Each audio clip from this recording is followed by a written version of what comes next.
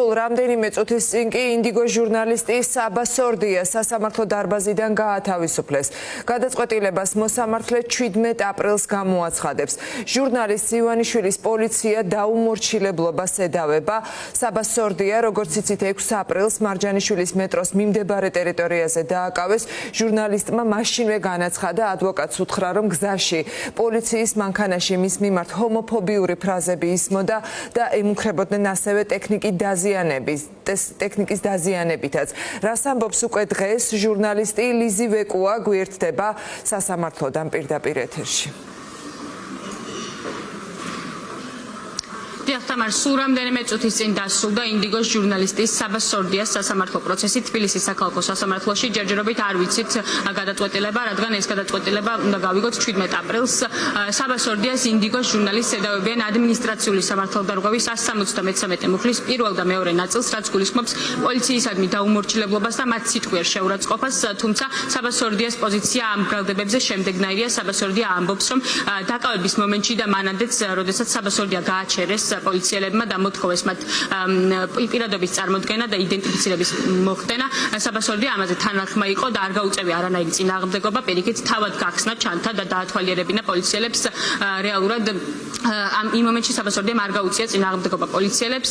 რაც შეეხება სიტყვიერ შეურაცხყოფის ბრალდებას, რომ თითქოს საბა სორდია პოლიციელებს ეძახდა მონებს, საბა სორდია ამასაც აბსურდულს უწოდებს ამ ბრალდებას და ამბობს, რომ პირიქით, როდესაც საბა სორდია დააკავეს და ჩასვეს მანქანაში, მას მიაყენეს სიტყვიერი შეურაცხყოფა პოლიციელებმა, მის მიმართ იყო ჰომოფობიური რეპლიკები, რადგან საბა სორდია ატარებდა საყურეს და ამას გარდა საბა სორდიას ემუქრებოდნენ GoPro-ს კამერის დამტვრევითაც.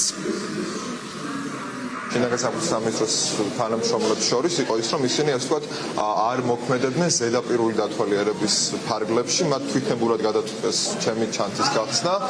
სასამართლოზეც ასე ვთქვათ ორმა მოწმემ ერთმანეთისგან გამომრიცხავი ჩვენებები მისცა. ერთი მოწმე ამბობს, რომელიც უშუალოდ თვითონ ხსნიდა ჩანთას, რომ ჩემი ჩანთა საერთოდ არ შეხვედია, ხოლო შემდეგ გამოკითხული მოწმე ამბობდა, რომ სწორედ ბესარიონი იყო ის პოლიციელი, რომელმაც ჩემი ჩანთის გახსნის შემდეგ ერთ-ერთ ჯიბეზე წაიღო ხელი და ამას მოყვა ასე ვთქვათ ჩემი უყოფილება. შეურაცხყოფას ჰქონდა ადგილი აი მანქანაში, როდესაც ვიჯექით. ძალიან სევდიანია ამის ყურება, როგორ იძლევიან ცრუ ჩვენებებს ადამიანები, რომლებიც სიმართლეს უნდა ემსახურებოდნენ, რომლებიც უნდა იცავდნენ ადამიანის უფლებებს და რომლებსაც ჩვენ უნდა ვენდობოდეთ და რომლებიც უნდა იყვნენ გარანტი იმისა, რომ ამ ქვეყანაში სიმართლე იქნება დაცული. დღევანდელ პროცესს აბსურდულად აფასებს საბა სორდიას უფლებადამცველიც და ამბობს, რომ დღევანდელ პროცესმა კიდევ უფრო კარგად აჩვენა თუ როგორ არ დევს არანაირი მტკიცებულება საბა სორდიას საქმეში, რადგან არც ერთი პოლიციელის ჩვენება ერთმანეთს არ ემთხვეოდა. სასამართლოში შინაგან საქმეთა სამინისტროს რომ არ ქონია იმის ინტერესი, რომ წარმოედგინა რაიმე ნეიტრალური მტკიცებულება, ამას ადასტურებს თავად ის ფაქტი, რომ მოწმე პოლიციის თანამშრომელმა დაადასტურა სასამართლოში, რომ ადგილზე ინციდენტის დროს შეიკრიბნენ რიგითი მოქალაქეები, ნეიტრალური პირები, რომლებიც ამ ინციდენტს უყურებდნენ.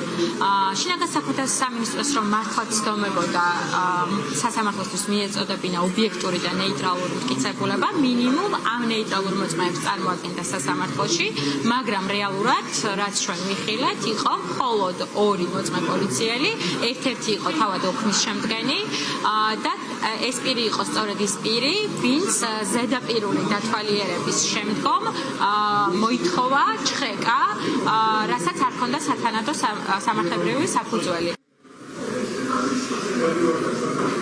მაყურებელს შევახსენებ, რომ ინდიგოს ჟურნალისტი საბა სორდია დააკავეს 6 აპრილს დაახლოებით შუადღის 2 საათისთვის მარჯანიშვილის მეტროს მიმდებარე ტერიტორიაზე. ის არ ასრულებდა მაშინ პროფესიულ საქმიანობას, უბრალოდ მიდიოდა მეგობრების შესახვედრად, რადგანაც პოლიციელებმა გააჩერეს და მოსთხოვეს მათ საბუთების წარმოდგენა და მისი იდენტიფიცირება. ამ ყველაფრის შემდეგ კი საბა სორდია ადმინისტრაციული სამართალდარღვევის 173 მუხლით დააკავეს, რაც პოლიციისადმი დაუმორჩილებლობას გულისხმობს.